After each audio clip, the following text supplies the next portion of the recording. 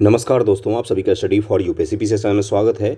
सामान्य विज्ञान के हम लोगों ने एमसीक्यू को शुरू किया था, जिसमें हम लोग फिजिक्स के एमसीक्यू कर रहे थे, जिसमें मैंने एक वीडियो अपलोड कर दिया है। अरिहंत एनसीईआरटी एमसीक्यू नाम से प्लेलिस्ट होगा, वहाँ पर आपको सारे वीडियो मिल जाएंगे। बायो के एमसीक्यू जो हैं वो ऑलरेडी कंप्लीट हो चुके हैं और शानदार एमसीक्यू करवाए हैं मैम ने बायो के।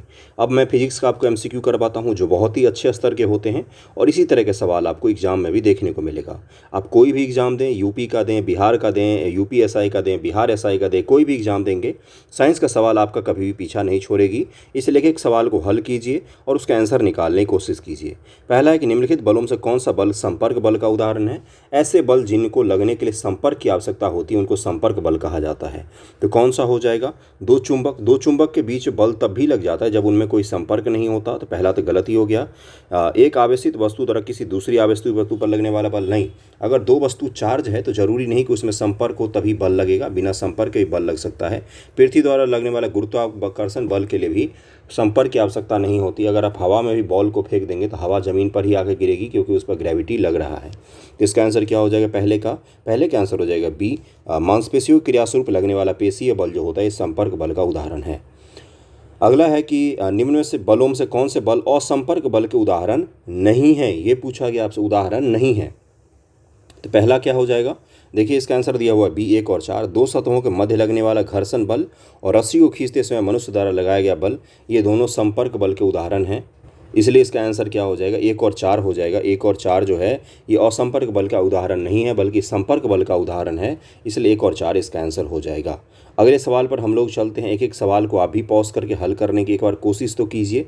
कोशिश करने वालों की कभी हार नहीं होती। कविता पढ़ा होगा ना, तो एक बार कोशिश तो कीजिए भाई। देखते सही होगा तो ठीक है, नहीं होगा तो मैं तो बताऊंगा ही आंसर आपको, है ना। बल क्या है? विचार कीजिए, विचार करना, सही कथन। बल केवल गतिशील वस्तु की चाल में परिवर्तन कर सकता है। बल केवल और केवल गतिशील वस्तु के ही चाल में परिवर्तन कर सकता है। कागज की शीट से रगड़े जाने पर स्ट्रॉ स्थिर वैद्युत आवेश उपार्जित कर सकता है। घर्षण बल के कारण नदियों में पानी नीचे की ओर बहता है। विश्व में सभी वस्तुएं एक दूसरे पर गुरुत्वाकर्षण बल लगाती हैं। तीसरे का आंसर क्या हो जाएगा? तीसरे का आंसर हो जाएगा बी। 2 और 4 यहाँ पर सही दिया हुआ है, पहला और तीसरा गलत दिया हुआ है। 2 और 4 सही है। जब कागज़ के स्ट्रॉ से सीट से स्ट्रॉ को रगड़ा जाता है तब वह स्थिर विद्युत आवेश उपार्जित कर लेता है। जैसे आप क्या कीजिए, बाल में जो कंघी होता है उसको रगड़िए, उसके बाद फिर कागज़ के छोटे छोटे टुकड़े पर उसको ले जाएंगे तो वो उसको अपने में खींच लेता है। तो इसी तरह की बात हो रही है यहाँ पर, क्योंकि स्ट्रॉ तथा कागज़ के मध्य आवेश का स्थानांतरण होता है, चार्ज का स्थानांतरण होता है। पृथ्वी के गुरुत्वाकर्षण बल के कारण विश्व का सभी वस्तु एक दूसरे पर गुरुत्वाकर्षण बल लगाती है। और कथन 1 और 3 गलत हैं। बल के कारण गतिशील वस्तु को रोका जा सकता है तथा स्थिर वस्तु को गतिमान किया जा सकता है। नहीं, कोई अगर गाड़ी चल रही है तो बल लगाकर उसको रोक सकते हैं, लेकिन अगर कोई वस्तु रुकी हुई है तो उसको बल लगाकर हम लोग चला सकते हैं। तो इसलिए पहला गलत हो जाएगा। गुरुत्वाकर्षण बल के कारण नदियों का पानी नीचे की ओर बहता है, ये यहाँ पर गुरुत्वाकर्षण होगा, न कि यहाँ पर क्या है, घर्षण हो दिया हुआ है। ओके, इसलिए दूसरा तीसरा आपका गलत था और बाकी 2 और 4 जो है वो सही है, सॉरी, और 1 और 3 जो था वो गलत दिया हुआ था। ओके, अगला है घर्षण बल गतिशील वस्तु के विपरीत दिशा में काम करता है। जैसे मान लीजिए बॉल आप इधर जा रहे हैं तो घर्षण आपके विपरीत में काम करता है। क्या ये सही होगा? किसी वस्तु को त्वरित करने के लिए एक असंतुलित बल की आवश्यकता होती है। चौथे का आंसर क्या हो जाएगा? चौथे का आंसर हो जाएगा, देखिए आप, सी हो जाएगा। दोनों का दोनों स्टेटमेंट जो है वो सही दिए हुए हैं। ओके, अगला सवाल है आपका कि किसी वस्तु का द्रव्यमान उसके जड़त्व के माप है। किसी वस्तु का द्रव्यमान उसके जड़त्व की माप है। किसी वस्तु का जड़त्व केवल वस्तु की गति की अवस्था में परिवर्तन का विरोध करता है। तो 5 का आंसर क्या हो जाएगा? 5 का आंसर हो जाएगा ए, यानी कि पहला सही है, दूसरा यहाँ पर गलत दिया हुआ है। क्यों गलत है दूसरा? क्योंकि किसी भी वस्तु का वह गुण जो उसकी विराम या गति की अवस्था में परिवर्तन का विरोध करता है जड़त्व कहलाता है। विराम या गति दोनों की अवस्था में जब परिवर्तन करता है तो वही जड़त्व कहलाता है। जड़त्व का सिद्धांत आपने पढ़ा होगा, जो न्यूटन का फर्स्ट लॉ है कि कोई वस्तु अगर विराम में है तो विराम में ही रहना चाहेगी तब तक जब तक उस पर कोई एक्सटर्नल फोर्स काम नहीं करता है। तो ये किसका है उदाहरण है? तो ये न्यूटन के गति का पहला का उदाहरण है। ओके, बस के अचानक चलने पर उसमें बैठे यात्री पीछे की ओर गिर पड़ते हैं, यह किसका उदाहरण है? तो छठे का आंसर क्या हो जाएगा? देखिए आ गया, ये विराम का जड़त्व का उदाहरण है। विराम के जड़त्व का उदाहरण है कि बैठे हुए थे यात्री, बस चलने लग गया तो पीछे की ओर जो जाते हैं झटका लगता है, वो किसका उदाहरण होता है? तो विराम के जड़त्व का उदाहरण होता है। Okay, inertia of rest law of inertia आपने पढ़ा होगा, तो इनर्शिया ऑफ रेस्ट का उदाहरण है ये। ओके, अब जैसे बस चल रही है और अचानक से रुक जाती है तो वो किसका उदाहरण होगा? वो गति के जड़त्व का उदाहरण हो जाएगा। ओके, अगला है सूची, और सूची को मैच करना है आपको। ठीक है, मैच कर लेंगे हम। दिशा का जड़त्व, विराम का जड़त्व, गति का जड़त्व, इसको एक बार मैच कीजिए। दिशा का जड़त्व किसका उदाहरण हो जाएगा? ये हो जाएगा बस के मुड़ने पर यात्रियों का बाहर की ओर जो झुकाव हो जाता है। जैसे आप बस ऐसे सर्किल पर मुड़ती है, मान लीजिए किसी मोड़ पर, तो आपका किधर चला जाता है, आप पर किस तरफ बल लगता है, तो आप इस तरफ खिड़की की तरफ, बाहर की तरफ जो है वो आपको धक्का लगता है। तो ये किसका उदाहरण होता है?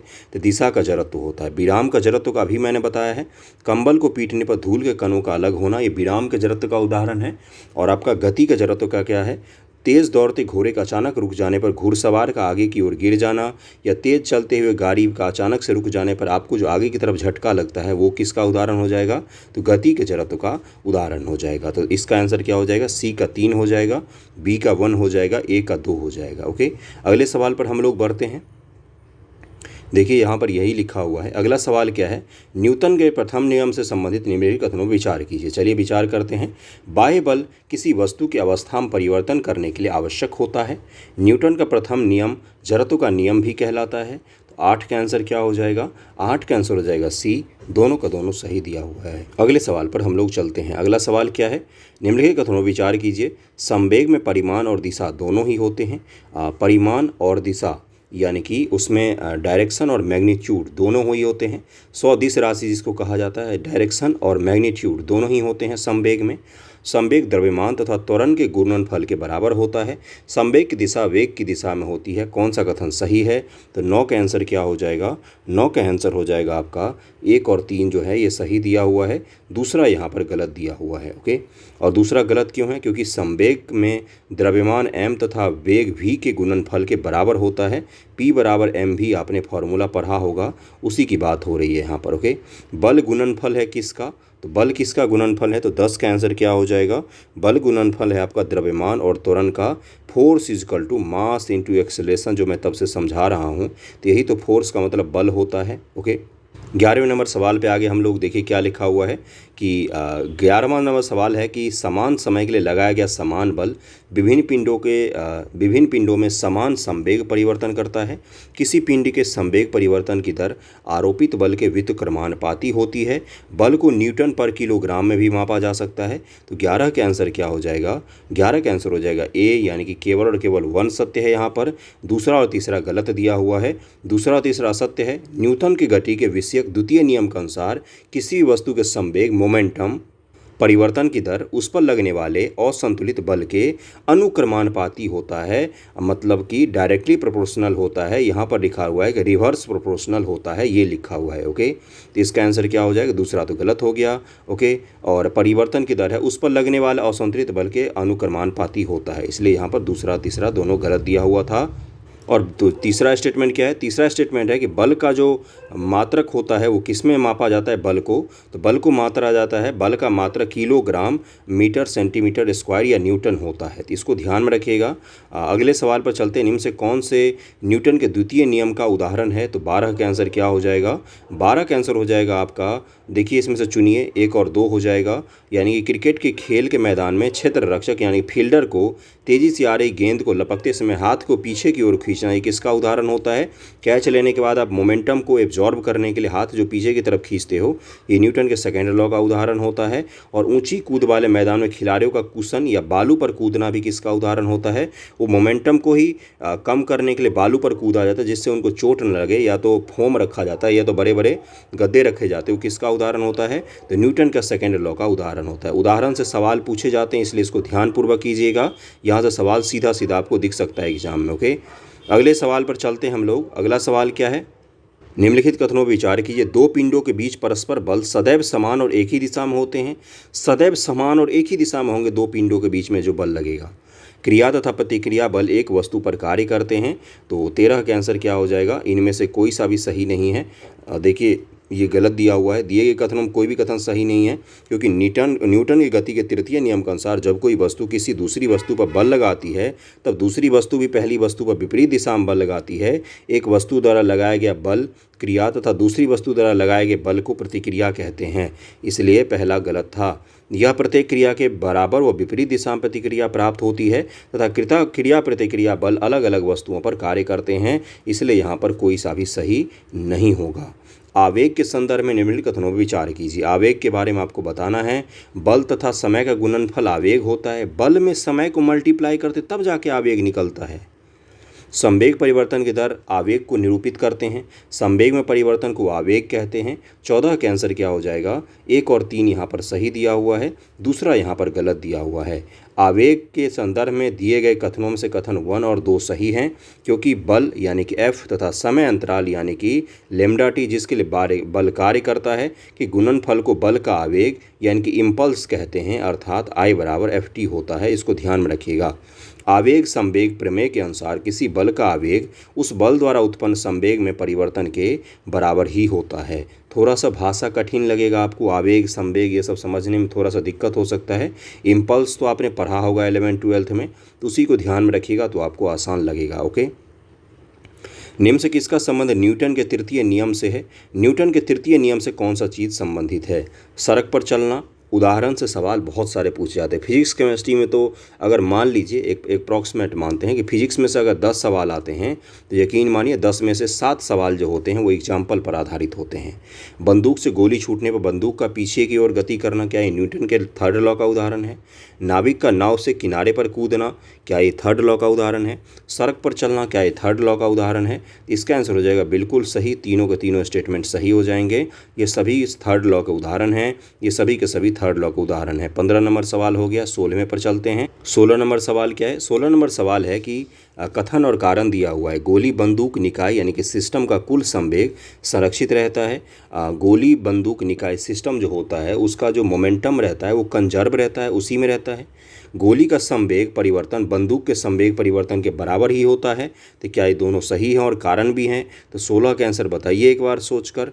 इसी कठिन भाषा में आपको एग्जाम में भी मिलेगा। इसका आंसर हो जाएगा ए, दोनों के दोनों सही है और स्पष्टीकरण भी कर रहा है।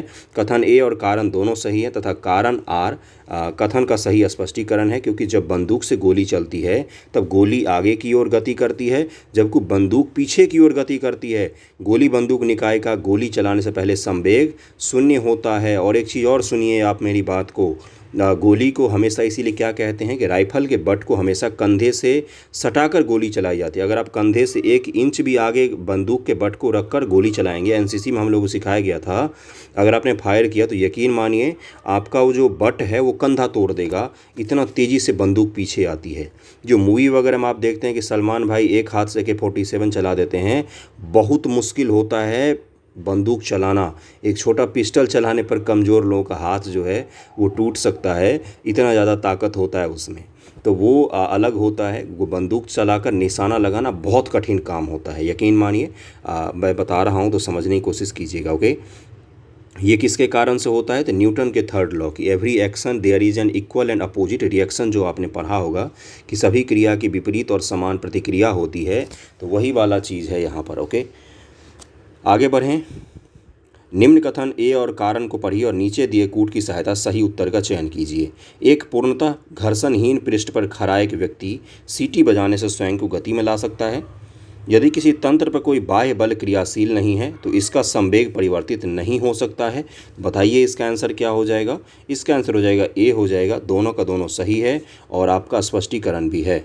घर्षणहीन सतह है, यहाँ की वहाँ पर कोई फ्रीक्वेंसी नहीं है। सोचिए एक बर्फ़ के सिल्ली पर आप खड़े हैं, तो यकीन मानिए एक बर्फ़ के सिल्ली पर अगर आप खड़े हैं तो अगर आपने ज़ोर से सीटी भी बजाई तो आप गिर सकते हैं, क्योंकि घर्षण उसमें है ही नहीं। आप ज़मीन पर खड़े ही इसलिए हो पाते हैं क्योंकि उसमें घर्षण है। कभी आपने गीले चप्पल पहन के टाइल्स पर चढ़िए, आपको तुरंत घर्षण का मज़ा पता चल जाएगा कि क्या होता है। तुरंत दांत तो कम से कम आगे के 2 टूटेंगे ही। मैं ये क्या बताने की कोशिश कर रहा हूँ, आपको समझाने की कोशिश कर रहा हूँ। जैसे ऑयली जो सतह होता है, ऑयल बिखेर दीजिए घर में, फिर उस पर चल के देखिए, फ्रिक्शन को कम कर देता है। तो पहला तो सही हो जाएगा। क्या है कि यदि किसी तंत्र पर कोई बाह्य बल क्रियाशील नहीं है तो इसका संवेग परिवर्तित नहीं हो सकता। ये भी सही है। यहाँ पर ये न्यूटन का पहला लॉ और तीसरे लॉ से मिलाकर सवाल पूछा गया था। इसका आंसर ए हो जाएगा, स्पष्टीकरण समीकरण भी सही दिया हुआ है। ओके, अगले सवाल पर चलें हम लोग। अगला है कि यदि घर्षण ना हो तो वस्तु जो गतिशील है उसका क्या होगा। देखिए, अगर फ्रिक्शन नहीं है ना तो कोई चीज़ रुकेगा ही नहीं। आपका ब्रेक जो है वो भी फ्रिक्शन का फ्रिक्शन के कारण ही वो भी काम करता है, रोकता है। और कई सारे जो ख़ास तौर से महिलाएं अगर स्कूटी चलाती हैं तो वो पैर से ही रोकने की कोशिश करती हैं। अधिकांशतः मैंने देखा, मैं कोई क्रिटिसाइज़ नहीं कर रहा हूँ कि महिलाएं ख़राब गाड़ी चलाती हैं, इस तरह की मैं सोच बिल्कुल नहीं रखता हूँ, लेकिन मैं आपको कह रहा हूँ कि जैसा मैंने देखा है अधिकांशतः उसलिए मैं बता रहा हूँ। तो वो क्या करती हैं, दरअसल पैर लगाकर क्या करते हैं आप घर्षण क्रिएट करते हैं सड़क पर या ज़मीन पर, जिससे क्या होता है आपकी गाड़ी जो होती है वो रुक जाती है। तो ये क्या है, तो ये भी घर्षण के ही उदाहरण। अगर घर्षण नहीं होगा तो क्या होगा, आपकी दिशा को परिवर्तित करेगी, आपकी चाल को परिवर्तित करेगी, आपकी गति की अवस्था में रहेगी, अपनी गति की अवस्था में ही रहेगी, अपनी गति की अवस्था को विराम अवस्था में परिवर्तित करेगी।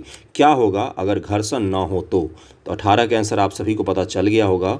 18 का आंसर क्या हो जाएगा, सी हो जाएगा। घर्षण की अनुपस्थिति में गति को नियंत्रित नहीं किया जा सकता तथा वस्तु गति की अवस्था में ही बनी रहेगी हमेशा, क्योंकि घर्षण बल सदैव वस्तु की विपरीत दिशा में कार्य करता है, अर्थात वह वस्तु की गति का अवरोध करता है। एक चीज़ और सुन लीजिए, घर्षण केवल जमीन ही नहीं लगाती है, हवा भी घर्षण लगाती है। एयर घर्षण के कारण जो पृथ्वी पर बाहर से मतलब कि अंतरिक्ष से कुछ पत्थर वगैरह आते हैं, उल्का पिंड जिनको कहा जाता है, वो अगर गिरना शुरू होता है तो क्या होता है, वो जलकर राख हो जाता है। क्यों? क्योंकि एयर का फ्रिक्शन इतना ज़्यादा होता है। तो घर्षण के कॉन्सेप्ट को ध्यान में रखिएगा। अगले सवाल पर चलते हैं। सड़क पर चलने की अपेक्षा बर्फ पर चलना कठिन क्यों होता है? तो अभी आपको पता चल गया होगा, फ्रिक्शन। या देखिए, बर्फ़ की जगह पर यहाँ पर ये भी लिख सकता है कि ऑयली सतह अगर है तो उस पर भी चलना क्यों मुश्किल होता है, इसी के कारण। या आपसे ये पूछा जा सकता है कि भीगे हुए फर्श पर चलना क्यों कठिन होता है, तो उसी के कारण होता है। इन चीज़ों को ध्यान रखेंगे। या आपसे ये पूछा जा सकता है कि रनवे पर जो प्लेन फिसल जाती है वो किस कारण से होता है, तो इसी के कारण से होता है। फ्रिक्शन कम होता है तो प्लेन जो होगी वो क्या होगी, फिसल जाएगी। तो 19 का आंसर क्या हो जाएगा, 19 का आंसर हो जाएगा आपका डी। बर्फ़ में सड़क की अपेक्षा घर्षण कम होता है, इसके कारण से उस पर चलना मुश्किल होता है। ओके, कांटे वाले जूते यूज़ किए जाते हैं, क्यों यूज़ किए जाते हैं? बर्फ़ पर चलने के लिए। घर्षण से संबंधित निम्नलिखित कथनों पर विचार कीजिए। स्वचालित वाहनों में ब्रेक प्रणालियों में ब्रेक पैडों का उपयोग करके घर्षण को घटाया जाता है। अगला है कि कबड्डी खिलाड़ी मिट्टी रगड़कर घर्षण को बढ़ाते हैं ताकि प्रतिद्वंदी को अच्छी तरह से पकड़ सकें। और द्रवों तथा गैस द्वारा उत्पन्न घर्षण को कर्षण कहा जाता है। घर्षण से ऊष्मा उत्पन्न होती है। कभी आपने हाथ को दोनों रगड़िए, देखिए घर्षण से आपको ऊष्मा मिलता है कि नहीं, है ना? तो वो किसके कारण से होता है, तो घर्षण के कारण ही होता है। और आपसे क्या पूछा गया, सत्य कथन को बताना है आपको। तो 20 का आंसर हो जाएगा 2, 3, 4 यहाँ पर सही दिया हुआ है। पहला क्या है, स्वचालित वाहनों में ब्रेक प्रणालियों में ब्रेक पैडों का उपयोग करके घर्षण को घटाया जाता है, ये यहाँ पर गलत दिया हुआ है। क्या है भाई, घर्षण को बढ़ाने के लिए ब्रेक पैडे लगा, ब्रेक का यार ब्रेक पेड़ा लिख दिया है इन्होंने, पागल लोगों ने। ब्रेक शू कहा जाता है उसको, ब्रेक शू आपने देखा होगा, उसी को लगा क्यों लगाया जाता है भाई, तो क्योंकि वो घर्षण बढ़ाता है ना कि घर्षण कम करता है। घर्षण बढ़ाएगा तभी तो ब्रेक लगेगा ना, इसलिए पहला वाला क्या है, पहला यहाँ पर असत्य दिया हुआ था। ओके, आगे बढ़ें हम। अगला सवाल क्या, हिंदी बहुत ख़राब लिखा है इन्होंने, हिंदी की अलग से कक्षा लेनी पड़ेगी, गजब स्थिति हो गई है भाई। बच्चे साइंस पढ़ें कि हिंदी पढ़ें। लोटनिक घर्षण सभी घर्षण से अधिक होता है। लोटनिक घर्षण पता नहीं कहाँ से लेकर आए हैं। सर्पी घर्षण स्थानिक घर्षण से कम होता है। स्थानिक घर्षण लोटनिक घर्षण से कम होता है। बॉल बेयरिंग सर्पी घर्षण को लोटनिक घर्षण में परिवर्तित कर देते हैं। 21 का आंसर बताइए। मैं आप लोगों की मजबूरी समझ रहा हूँ, जो हिंदी में साइंस को कर रहे हैं, मैं आपकी मजबूरी बिल्कुल अच्छे से समझ रहा हूँ। 21 का आंसर निकालिए, बाकी तो मैं बताऊँगा ही। 2 और 4 इसका सही दिया हुआ है, सही ही पूछा है। 2 और 4 यहाँ पर सही दिया हुआ है, पहला तीसरा गलत दिया हुआ है। उसको पढ़ लेते हैं कि क्यों गलत है। देखिए यहाँ पर क्या दिया हुआ है, सर्पी घर्षण का मान स्थानिक घर्षण से कम होता है, क्योंकि जब कोई वस्तु किसी पृष्ठ पर सरकती है, सरकना जानते हैं, जब किसी वस्तु को किसी पृष्ठ पर सरकाया जाता है तो उसके पृष्ठ के संपर्क बिंदुओं को उतना समय नहीं मिल पाता है कि सतह के संपर्क बिंदुओं में धंस सकें। इसी को क्या कहा जाता है, सर्पी घर्षण कहा जाता है। जैसे सांप हो गया आपका सर्पी घर्षण। जब एक वस्तु किसी वस्तु के ऊपर लुढ़कती है, जैसे बॉल लुढ़कती है, तो उसको क्या कहते हैं, लुढ़कना कहते हैं। जो उनके संपर्क पृष्ठों के मध्य कार्य करने वाले घर्षण को लोटनिक घर्षण कहते हैं। लोटना, आपने देखा कई लोग मंदिर में जाते हैं तो बिल्कुल लोट जाते हैं, तो उसी को क्या कहते हैं, लुढ़कना, लोटना, लोटनिक घर्षण उसी को कहा जाता है। बॉल बेरिंग की सतह से सर्पी घर्षण को लोटनिक घर्षण में परिवर्तित किया जाता है, ये यहाँ पर सही दिया हुआ था। कथन 1 और 3 गलत है क्योंकि लोटनी घर्षण का मान सर्पी घर्षण तथा स्थानीय घर्षण से कम होता है। देखिए बॉल अगर लुढ़क रहा है तो क्यों अच्छे से लुढ़क रहा है, क्योंकि ऊपर फ्रिक्शन कम लग रहा है। और कोई चीज़ किसी चीज़ पर क्या बोलते हैं सरक रही है धीरे धीरे, तो उस पर घर्षण तुलनात्मक में तो ज़्यादा लगेगा ही लगेगा। तो इसको तो आप समझ सकते थे। थोड़ा सा रियल चीज़ों को इमेजिन कीजिएगा ना। आपको अगर फिजिक्स दिखना शुरू हो गया तो यकीन मानिए फिजिक्स से आसान सब्जेक्ट कोई लगेगा ही नहीं। हाँ, इसके देखिए कुछ आपके फॉर्मूले कठिन होते हैं, इसका न्यूमेरिकल कुछ कुछ कठिन हो जाता है। एडवांस लेवल पर अगर हम लोग जाएंगे तो तब तो कैलकुलस वगैरह आ जाता है। फिजिक्स की भाषा है मैथमेटिक्स, लेकिन अगर आप सिर्फ कॉन्सेप्ट पर फोकस करेंगे तो कॉन्सेप्ट बहुत ही आसान होता है अगर रियलिस्टिक चीज़ों से जोड़ेंगे तो। ओके, निम्न कथनों पर तथा उससे निकाले गए निष्कर्षों पर विचार कीजिए। चलिए विचार करते हैं। हम लोग विचारशील प्राणी हैं कि कथन भरी हुई गाड़ी को चलने में उसे चलायमान रखने के लिए आवश्यक ताकत से अपेक्षाकृत अधिक ताकत से धक्का देना पड़ता है। देखिए ये पूछा गया है कि एक गाड़ी है, गाड़ी को चलाने के लिए पहली बार जब धक्का देना पड़ता है वो अधिक ताकत लगता है, कंपेयर की गाड़ी जब चल रही है तब उसको कम ताकत लगता है। ऐसा क्यों? आपसे पूछा गया है कि कोई गाड़ी अगर स्थिर है तो उसको चलाने में पहली बार ज़्यादा ताकत लगता है, कंपेयर की उसको चलते हुए को मेंटेन करने में कम ताकत लगता है। तो यही आपसे पूछा गया ऐसा क्यों होता है। ऐसा क्यों होता है? एक बार गाड़ी चल पड़ने के बाद घर्षण कम हो जाता है, जब गाड़ी खड़ी है तब उस पर बहुत ही ज़्यादा घर्षण लग रहा होता है। इसीलिए देखिए जब आप गाड़ी के नीचे पानी हो या तेल डाल दीजिए तब उस पर किसी चीज़ को सरकाइए तो आसानी से सरक जाता है ना। लेकिन अगर गाड़ी चल रही है तब उसको ज़्यादा एफर्ट नहीं लगाना पड़ता क्योंकि उस पर घर्षण नहीं लग रही होती, लुढ़क रहा होता है एक तरह से सड़क पर वो। इसको ध्यान में रखेंगे। लेकिन गाड़ी जब खड़ी है तो उस पर फ्रिक्शन बहुत ही ज़्यादा होता है और वो आगे बढ़ने से क्या करता है, रोकता है किसी भी वस्तु को। तो इसको ध्यान में रखिएगा। इसका आंसर सी हो जाएगा। ओके, अगले सवाल पर चलते हैं हम लोग। अगला सवाल कहाँ गया भाई? ये रहा। निम्न में से अभिकेंद्रीय बल से संबंधित कौन से कथन सही हैं? अभिकेंद्रीय बल से बीपीएससी में हर साल एक सवाल की गारंटी रहती है। साइकिल सवार की वृत्तीय मोड़ पर मुड़ना। साइकिल चलाया है कभी? वृत्तीय मोड़ पर झुक जाते हैं सर्कल के सेंटर की तरफ। अगर ये सेंटर है, अगर आप साइकिल इस तरह से चला रहे हैं तो आप इधर ही झुकेंगे, है ना। सूर्य के चारों ओर किसी ग्रह का गति करना। सूर्य के चारों ओर किसी ग्रह का गति करना, क्या ये भी संबंधित है अभिकेंद्रीय बल से? डोरी से बंधे कण के क्षैतिज वृत्त में गति। देखिए हाथ में जब आप डोरी से बांधेंगे किसी कण को और घुमाएंगे ज़ोर ज़ोर से तो बाहर की तरफ जाती है, न कि अंदर की तरफ। तो इसमें से बताइए आपका आंसर क्या होगा।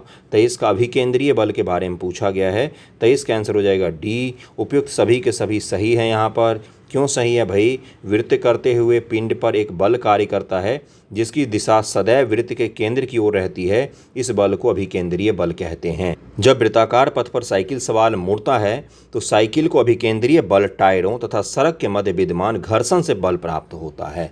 सूर्य के चारों ओर ग्रहों की गति में गुरुत्वाकर्षण बल द्वारा अभिकेंद्रीय बल प्राप्त होता है। डोरी से बंधे कण के क्षैतिज वृत्त में गति के दौरान अभिकेंद्रीय बल डोरी में उत्पन्न तनाव द्वारा प्रदत्त होता है। तो अभिकेंद्रीय बल के ये सारे के सारे उदाहरण थे। इसका आंसर हो जाएगा डी। सभी के सभी कथन यहाँ पर सही दिया हुआ है। ओके, अगले पर चलते हैं। अगला आ गया आपका चैप्टर ही पूरा, कार्य ऊर्जा व शक्ति। वीडियो पसंद आ रहा हो तो लाइक ज़रूर कीजिएगा। मैं अपनी तरफ से मैं इतना धीरे बोलता नहीं हूँ, मैं बहुत तेज़ी से बोलता हूँ, बहुत धीरे धीरे मैं आपको साइंस करवा रहा हूँ। इसीलिए करवा रहा हूँ ताकि क्वालिटी मेंटेन हो, क्वांटिटी नहीं। देखिए 50 की जगह में मैं आपको 100 MCQ करवा दूं, लेकिन आप बैठे रहें और आपके सर के ऊपर से सारे MCQ उड़ के बगल के कमरे में चले जाएं तो इससे क्या फ़ायदा होगा? इससे तो अच्छा है कि 20 MCQ करें लेकिन उसको सीख कर जाएं। ओके, अब अगला चैप्टर कौन सा आ गया? चैप्टर पर हम लोग देखें कार्य ऊर्जा और शक्ति। बहुत ही अच्छा चैप्टर है, आसान चैप्टर है। अब इसको करते हैं, देखते हैं इसका क्या होगा भाई।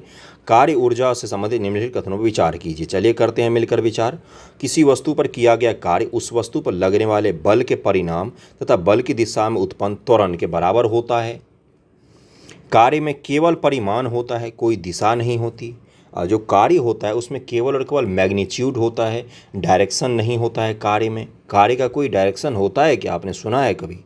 कंफ्यूज करने के लिए मैं इस तरह की चीज़ें बोल सकता हूँ। और असत्य पूछा गया है आपसे, ये भी ध्यान रखिएगा। यदि वस्तु विस्थापित नहीं होती है तो वस्तु पर किया गया कार्य शून्य होता है। यदि उसका डिस्प्लेसमेंट ही नहीं हुआ, आपने पत्थर को ले गए सर्किल बनाकर फिर से पत्थर को वहीं पर ला कर रख दिया, तो क्या आपने कोई काम किया? यही पूछा गया। आप असत्य कथन आपको बताना है। पहले का आंसर क्या हो जाएगा बंधुओं? पहले का आंसर हो जाएगा केवल और केवल 1 असत्य है, बाकी दूसरा और तीसरा सत्य दिया हुआ था। किसी वस्तु पर किया गया कार्य उस वस्तु पर लगने वाले बल के परिणाम तथा बल की दिशा में उत्पन्न त्वरण के बराबर होता है। ये यहाँ पर असत्य दिया हुआ है। इसको मैं पढ़ देता हूँ कि क्योंकि किसी वस्तु पर किया गया कार्य उस पर लगने वाले बल तथा बल की दिशा में उत्पन्न विस्थापन के गुणनफल के बराबर होता है। यहाँ पर त्वरण लिखा हुआ है, विस्थापन, डिस्प्लेसमेंट। विस्थापन नहीं होगा तो कार्य होगा ही नहीं, सिलेक्शन नहीं होगा तो लोग बोलेंगे तैयारी की ही नहीं है थी इसने। तो यही चीज़ वाला हाल होता है कार्य में भी, कि अगर विस्थापन नहीं हुआ, डिस्प्लेसमेंट नहीं हुआ, आप घर से चले और घर पर ही आ गए वापस, तो ये क्या कहलाता है फिजिक्स की भाषा में कि आपने कोई कार्य किया ही नहीं है। ओके, ये वाला कार्य अलग है, घर का काम अलग होता है, वो दोनों को जोड़िएगा मत। ओके, तो इसको ध्यान रखिए, आपको समझाने के लिए मैं कह रहा हूँ डिस्प्लेसमेंट होना ज़रूरी होता है। ओके, अगले सवाल पर चलें हम लोग और देखिए यहाँ पर क्या है कि कार्य एक अदिश राशि, स्केलर क्वांटिटी और वेक्टर क्वांटिटी। वेक्टर क्वांटिटी की क्या खासियत होती है? तो वेक्टर क्वांटिटी की खासियत होती है, वेक्टर क्वांटिटी जो भी होगा उसमें डायरेक्शन भी होता है, दिशा भी होता है और परिमाण यानी कि मैग्नीट्यूड भी होता है। लेकिन स्केलर क्वांटिटी जो भी होते हैं उनमें केवल और केवल परिमाण ही होता है, उनमें दिशा नहीं होती है। जैसे टाइम की कोई दिशा नहीं होती, लेकिन गति की दिशा होती है। जैसे कार्य की कोई दिशा नहीं होती, लेकिन आपकी किसी और चीज़ की दिशा हो सकती है, विस्थापन की दिशा हो सकती है। तो इसको ध्यान में रखिएगा आप लोग। निम्न से कौन सा उदाहरण शून्य कार्य से संबंधित है? शून्य कार्य से संबंधित, घर्षणहीन चिकनी क्षैतिज मेज पर गतिमान पिंड। घर्षणहीन चिकनी क्षैतिज मेज पर कोई पिंड अगर चल रही है तो वो गतिमान पिंड कहलाएगा। अपने सिर पर भार उठाकर एक स्थान पर खड़ा मनुष्य। अगर एक मनुष्य है और उस पर डिस्प्लेसमेंट यहाँ पर 0 है, ध्यान रखिएगा, एक जगह खड़ा है, वो बस सर पे बहुत सारा बोझा उठा के एक जगह खड़ा हो गया है, तो क्या वो कार्य कहलाएगा? पृथ्वी के चारों ओर चक्कर लगाता चंद्रमा क्या एक कार्य है? खुरदुरे तल पर वस्तु खींचने पर घर्षण बल द्वारा किया गया कार्य। कौन से कार्य के उदाहरण है? बेहतरीन सवाल। शून्य कार्य के उदाहरण है, शून्य कार्य से संबंधित हैं, शून्य कार्य से संबंधित हैं। दूसरे का आंसर क्या हो जाएगा? डी 1 2 3 हो जाएगा, शून्य कार्य से संबंधित। घर्षणहीन चिकनी क्षैतिज मेज पर गतिमान पिंड, अपने सिर पर भार उठाकर एक स्थान पर खड़ा मनुष्य और पृथ्वी के चारों ओर चक्कर लगाता चंद्रमा। ये तीनों एक्चुअली में कोई काम कर ही नहीं रहे हैं, ये बस टाइम पास कर रहे हैं। आसान भाषा में मैं समझाऊं तो। ओके, आगे बढ़ें हम लोग। समझ में आ रहा होगा, अब थोड़ा बहुत तो समझ में आ ही रहा होगा। बहुत आसानी से मैं समझाने की कोशिश कर रहा हूं, अब बाकी पता नहीं मैं समझा नहीं पा रहा हूं, तो उसके लिए मैं क्या ही बोलूँ अब आपको। देखिए, जब कोई बल किसी वस्तु की गति को अवमंदित करता है तो बल द्वारा किया गया कार्य शून्य होता है। शून्य कार्य होने के लिए विस्थापन का मान शून्य होना चाहिए। तो इसका आंसर क्या हो जाएगा? इसका आंसर हो जाएगा डी। एक कथन गलत है किंतु आर सही दिया हुआ है। जब कोई बल किसी वस्तु की गति को अवमंदित करता है तो बल द्वारा किया गया कार्य शून्य होता है। ये यहाँ पर गलत दिया हुआ है। क्यों गलत दिया हुआ है? कि जब कोई बल किसी वस्तु की गति को अवमंदित करता है तो बल द्वारा किया गया कार्य ऋणात्मक होगा, क्योंकि बल विस्थापन की दिशा में विपरीत दिशा में कार्य कर रहा है। शून्य कार्य के लिए 3 स्थितियां होती हैं। जब वर्क आपका 0 हो जाएगा उसके लिए कौन कौन सी स्थितियां होती हैं? तो बल तथा विस्थापन एक दूसरे के लंबवत हो, विस्थापन का मान 0 हो, बल का मान 0 हो, तब क्या हो जाएगा? वर्क आपका 0 हो जाएगा। ओके, निम्न में से कौन से बल संरक्षित बल है? चौथे का आंसर बताइएगा। इसका आंसर हो जाएगा 1 2 5, यानी कि स्थिर वैद्युत बल, और आपका और कौन सा है इसमें? वैद्युत चुंबकीय बल। उसके बाद से आपका है इलेक्ट्रोमैग्नेटिक बल बोलते हैं इसको, और गुरुत्वाकर्षण बल जो होता है, ये दोनों, ये सभी संरक्षी बल के उदाहरण हैं, संरक्षी बल के उदाहरण हैं। ओके, कोई फीडबैक देना हो तो ज़रूर कमेंट कीजिएगा, और अपना नया जो चैनल है स्टडी फॉर ज्ञान, उसको भी सब्सक्राइब कर लीजिए। 5वां सवाल पर आ गए हम लोग कि किसी वस्तु में निहित ऊर्जा का मापन उसके द्वारा किए गए कुल कार्य से किया जाता है। किसी वस्तु में ऊर्जा का मापन उसके द्वारा कितना कार्य किया गया है, इससे किया जाता है क्या? बताइए। पहला स्टेटमेंट लिखा हुआ है, ये तो थ्योरी पोर्शन है बंधुओं। थ्योरी तो कम से कम पढ़ना चाहिए। देखिए, मैं फरवरी से पहले 67वीं कब से मैं वीडियो बना रहा हूँ, तो 2021 के 10 दिसंबर से मैं वीडियो बना रहा हूँ। 2 मिनट बस लूँगा आपका। 2021 के 10 दिसंबर को पहला वीडियो डाला था अपने चैनल पर, और फिजिक्स का ही MCQ का वीडियो था। घटना चक्र से MCQ मैं करवा रहा था, पहला वीडियो था। बहुत ही ख़राब वीडियो था, आवाज़ तक नहीं आती है। खैर छोड़िए। मैं आपको ये बता रहा हूँ कि 67वीं बीपीएससी भी ढंग से नहीं हुआ था, तो कुछ लोग आ गए थे। देखिए 4 महीने में अपना चैनल मोनेटाइज हो गया था, 1000 सब्सक्राइबर हो गए थे। तो उस समय भी अगर कोई एक भी बच्चा मुझे कमेंट करता था तो पूछता था साइंस कहाँ से पढ़ें, तो मैं बोलता था एनसीईआरटी से पढ़िए। शुरुआत के जो मैंने गाइडेंस वीडियो बनाए थे ना 67वीं का री एग्जामिनेशन से पहले, तो उसमें भी मैंने बोला था कि आप एनसीईआरटी पढ़िए। तो बहुत सारे बच्चों ने बहुत कुछ गलत सलत भी बोला था कि मास्टर पागल है, बेवकूफ़ है, जीवन में कोई एग्ज़ाम नहीं दिया इसलिए बोल रहा है एनसीईआरटी पढ़ो, एनसीईआरटी पढ़ो, बीपीएससी के लिए कौन एनसीईआरटी पढ़ता है, इस तरह के कमेंट आते थे। खैर छोड़िए, वो भी समय की बात थी। लेकिन यकीन मानिए, अगर आपने एनसीईआरटी पढ़ी है 6वीं से 12वीं तक का ढंग से भी, थ्योरी पोर्शन भी पढ़ा है। 12वीं का एनसीईआरटी जब मैंने कुछ दिन पहले भी बोला तो बच्चे भड़क गए कि 12वीं का एनसीईआरटी कैसे पढ़ेंगे, फिजिक्स केमिस्ट्री बायोलॉजी होता है, कठिन होता है, थ्योरी पढ़ना है उसका। थ्योरी पढ़ने के लिए कोई आपको आइंस्टीन नहीं होना होता है। तो अगर थ्योरी पोर्शन पढ़ा है, यकीन मानिए 30 सवाल अगर यूबीपीएससी में पूछे जाते हैं तो उसमें से 25 सवाल आपको एनसीईआरटी में कॉपी कट पेस्ट दिखा सकता हूं हर साल का। और पिछले साल मैंने वीडियो भी बनाया था 68वीं बीपीएससी के बाद, 68वीं बीपीएससी के बाद मैंने वीडियो बनाया था जिससे मैंने दिखाया था कि ये देखिए कैसा सवाल पूछा गया और कहाँ से पूछा गया है।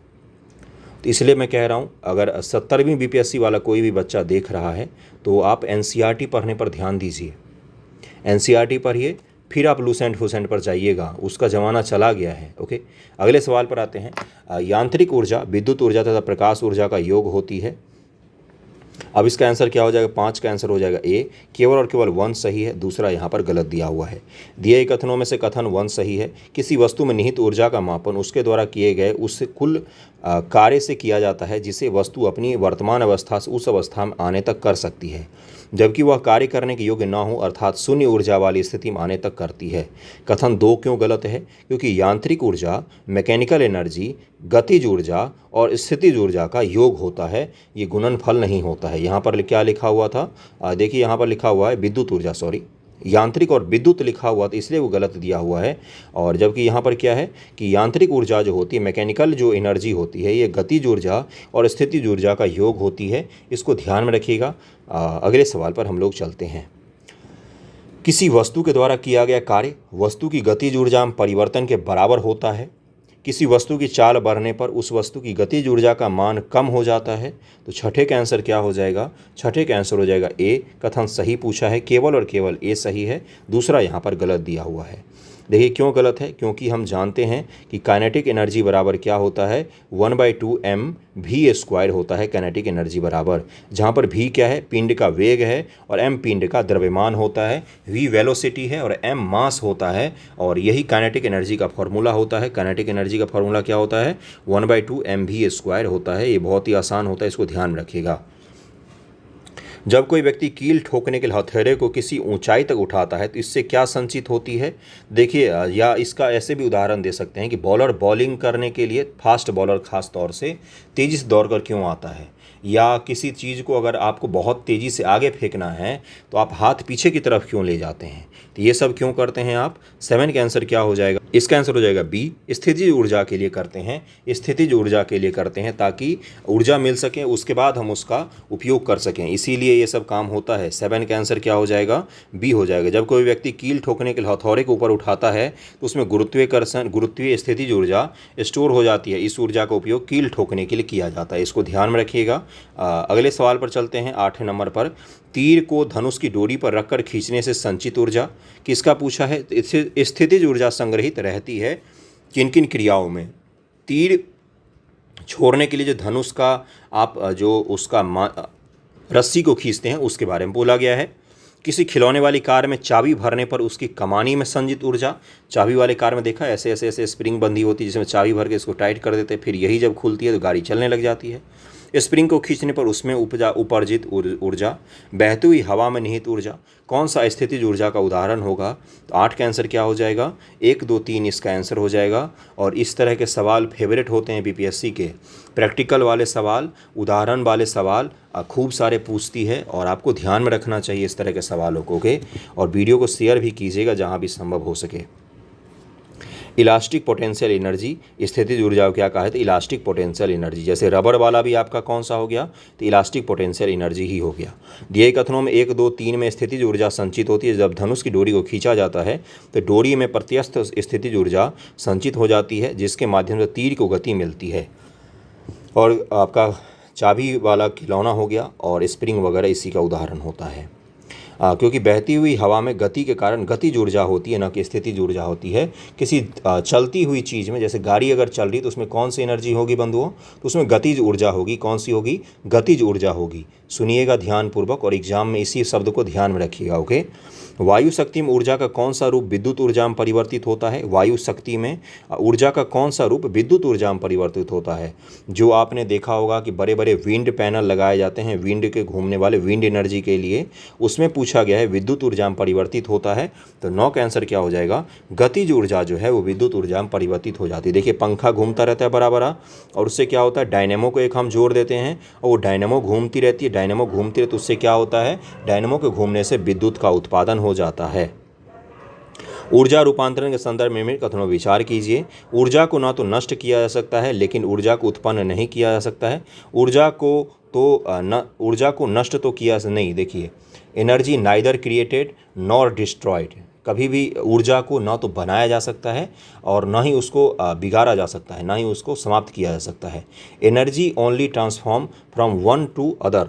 ऊर्जा को केवल और केवल ट्रांसफॉर्म किया जा सकता है, रूप बदला जा सकता है। उसको कभी भी डिस्ट्रॉय नहीं किया जा सकता है एनर्जी को। ये आज का नहीं, ये उपनिषद का सिद्धांत है कि आत्मा को ना तो मारा जा सकता है, ना उसको समाप्त किया जा सकता है। आत्मा केवल रूप बदल लेती है। आत्मा क्या है भाई? शरीर की वही ऊर्जा तो है, यही शरीर है। उसमें से ऐसा क्या चीज़ निकल जाती है जिसके कारण यही शरीर सब कुछ ऐसा ही काम करना बंद कर देता है और मृत हो जाता है। 2 दिन में शरीर से गंध आने लग जाता है। ऐसा क्या निकल जाता है उस शरीर से? कभी सोचा है आपने? तो वही वो एनर्जी का फॉर्म होता है। देखिए, ये माइथोलॉजी से मैंने जोड़ दिया, अचानक ही है वहीं। आजकल एक बुक पढ़ रहा हूँ मैं, होमो सेपियंस। मुझे लगता है एंथ्रोपोलॉजी की बहुत ही बेहतरीन बुक है, सभी ने रिकमेंड किया तो ऐसे ही मैं पढ़ता रहता हूँ, तो वही एक लाया हूँ। तो उसी में मैंने कहीं कुछ पढ़ा, इसलिए मैंने ये लाइन बोल दी आपको। ऊर्जा रूपांतरण की अवस्था में निकाय की कुल ऊर्जा अपरिवर्तित रहती है। तो 10 का आंसर क्या हो जाएगा? 10 का आंसर हो जाएगा केवल 2। यहाँ पर सही दिया हुआ है, पहला गलत है। देखिए, एनर्जी को ना तो बनाया जा सकता है, ना ही उसको आपका नष्ट किया जा सकता है। एनर्जी हमेशा ट्रांसफॉर्म होती है एक चीज़ से, एक रूप से दूसरे रूप में। जैसे सूर्य से आप जो एनर्जी ग्रहण करते हो, पेड़ पौधे ग्रहण करते, उससे क्या बनता है? भोजन बनता है, और उसको खाकर आप ऊर्जा ग्रहण करते हो। जैसे विद्युत एनर्जी जो है उससे क्या होता है? पंखा चलता है, तो पंखा के चलने से क्या होता है? एक तो मैकेनिकल वेव क्रिएट हो रहा है। मैकेनिकल वेव, पंखा मशीन है तो वो घूम रही, उससे क्या निकल रही है? तो उससे विंड एनर्जी निकल रही है। ओके। जो ट्यूबलाइट आप जलाते हो तो उससे क्या निकल रही है? उससे लाइट एनर्जी निकल रही है। तो एनर्जी ही एनर्जी होती है चारों तरफ, हमारी ऊर्जा का ही सब खेल होता है। तो इसका आंसर क्या हो जाएगा? बी हो जाएगा, केवल और केवल 2 यहाँ पर सही दिया हुआ है। अगले सवाल पर हम लोग चलते हैं। दिए गए कथनों और कारणों को पढ़िए और कूट की सहायता सही उत्तर का चयन कीजिए। करते हैं भाई। जब कोई वस्तु किसी चट्टान से गिराई जाती है तब उसकी गतिज ऊर्जा स्थितिज ऊर्जा में परिवर्तित हो जाती है। जब कोई वस्तु किसी चट्टान से गिराई जा रही है, किसी भी निकाय की कुल यांत्रिक ऊर्जा संरक्षित रहती है। टोटल जो उनकी मैकेनिकल एनर्जी है वो संरक्षित ही रहती है। तो 11 का आंसर क्या हो जाएगा? 11 का आंसर हो जाएगा डी।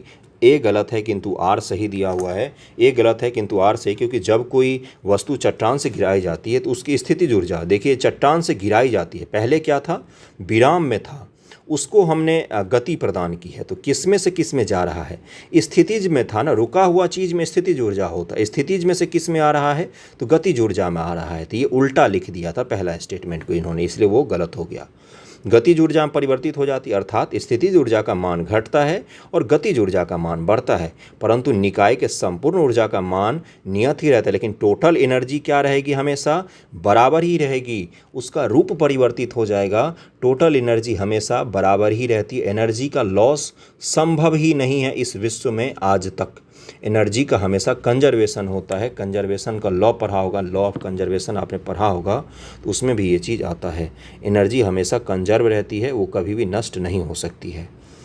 निम्नलिखित कथनों पर विचार कीजिए। कोयला, पेट्रोलियम तथा प्राकृतिक गैस ऊर्जा के परंपरागत स्रोत हैं।